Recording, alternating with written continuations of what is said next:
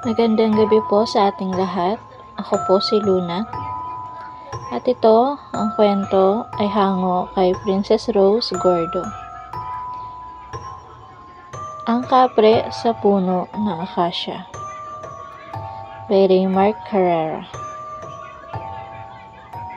Sa barangay Balawarte, Agula Union ay may kumakalat na isang balitang may nakatirang kapre sa isang malaking puno ng akasya. May mga taong naniniwala sa balitang ito, ngunit mayroon ding mga taong hindi naniniwala rito. Katulad na lamang ng mga anak ni Aling Ana na si Christian, 70 taong gulang, at si Mika naman, 15 na taong gulang. Sabi ng mga tao sa kanilang barangay, ay madalas na nakikita ang kapre na naghihintay ng mga taong dumaraan upang takutin ang mga ito. Kaya naman, palaging sinasabi ni Aling Ana sa kanyang mga anak na huwag silang magpapagabi. Mga anak, gising na. Lunes ngayon at may pasok pa kayo. Ikaw, Christian, nababarkada ka na. Napapansin ko na madalas ka nang gabihin sa pag-uwi. Sige, bumangon na kayo at maligo.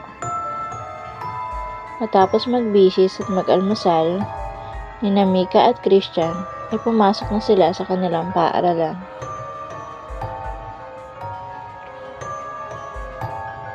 Nang makaalis na ang mga anak ni Aling Ana at Manong Berto, kinuha ni Berto ang kanyang palakol at pinutol ang mga mabababang sanga ng punong akasya. Ano ba yan, Berto? Bakit mo naman pinutol ang ibang sanga ng punong akasya? Hindi ba't sabi nila na may nakatirang kapre diyan? Sana nagpaalam ka muna dyan sa puno bago mo putulin ang ibang sanga nito. Masyado na kasing mababa ang ibang sanga nito, kaya napag-isipan kong bawasan ito. O siya, walisin mo na lang ang mga nagkalat na dahon. At pagkatapos ay magpahinga na tayo. Nakalimutan namang magpaalam ni Mika sa kanyang magulang na gagabihin siya sa pag-uwi. Dahil may proyekto silang gagawin sa isa nilang asignatura, kaya nag-text na lang siya sa kanyang ina. Ma, late akong uuwi ngayon sa bahay dahil may proyekto kaming gagawin ng aking mga kaklase. Agad namang nag-reply ang kanyang ina. O sige anak, basta mag-iingat ka. Pagkatapos naman ng klase ni Christian, ay niyaya naman siya ng kanyang mga kaibigan na maglaro ng League of Legends, kaya sumama naman ito sa kanila. Ngunit pagkatapos niya maglaro, ay umuwi naman siya agad sa kanilang bahay. Alas 8 na ng gabi nang matapos gumawa ng proyekto si Mika kasama ang kanyang mga kaklase. Hindi na siya tumulong sa pagpulot ng mga kalat, kundi nagpaalam na siya agad dahil malayo pa ang kanyang uuwian. 15 minuto siya naghintay sa kalsada bago siya nakasakay ng tricycle. Dahil masikip ang daanan patungo sa bahay nila, Sophie, pinahinto na lang niya ang tricycle na kanyang sinakyan nang malapit na ito sa kanilang tirahan. Inabot lang niya ang kanyang bayad at naglakad. Habang naglalakad ay mayroon siyang naamoy na parang usok o kaya ay amoy sigarilyo. Naisip naman niya na baka tinapong yosi lang iyon ng mga mahilig manigarilyo sa kanilang lugar.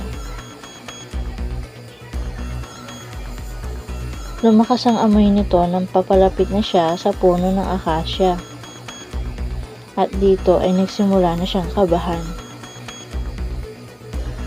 Bumilis ang kanyang paglakad Napahinto naman siya nang may nalaglag na mga dahon sa kanyang harapan.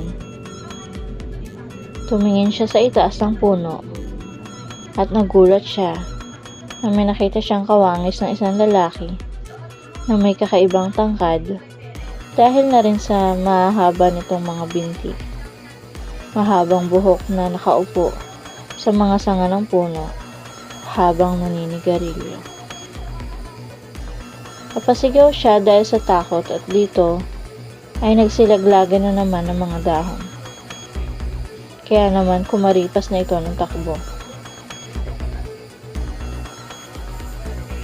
Hingal na hingal si Mika na makarating siya sa kanilang bahay. Tinanong naman siya ng kanyang ina, "O anak, ano nangyari sa'yo?" "Ma, tumakbo po ako dahil natatakot po ako sa may puno ng akasya nang biglang nagsilaglaga ng mga dahon nito at nakita ko na may kapre na nakaupo sa sanga nito." "Anak, matagal na kasi ang punong akasyang iyon. At ang sabi ng matatanda ay may kapring nakatira doon. Hindi ba sinabi ko naman sa inyo na huwag kayong magpapagabi? Sana nagpasundo ka na lang sa amin ng tatay mo."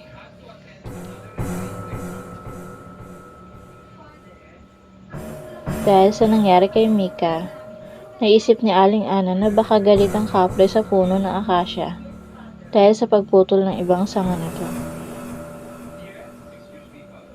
Matapos yung ikwento ni Mika ang nangyari sa kanya, ay natulog na siya dahil sa takot.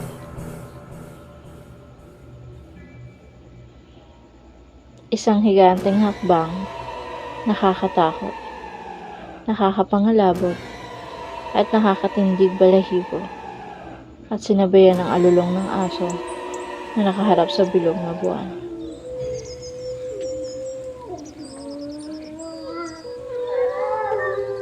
"Wag, maawa po kayo sa amin. Wag," ang sigaw na natatakot na si Mika. Isang napakalakas na katok ang ginawa ni Aling Ana.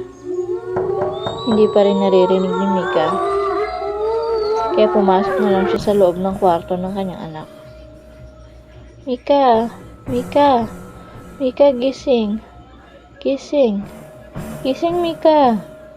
Nananaginip ka na naman." Pero ayaw pa itong magising kung kaya sinampal ito ng malakas ng kanyang ina. Nagising si Mika at di may iwasan ito na mapahagulgol dahil sa mga napanaginipan niya. "Ma, napanaginipan ko po yung kapre na nakita ko sa akasya. Nakakatakot po at parang galit na galit siya sa atin." Walang patid ang pag-iyak ni Mika. "Shh, tahan na, okay? Sige, para mawala yung takot mo, ay doon ka na lang matulog sa kwarto namin ng papa mo, okay?"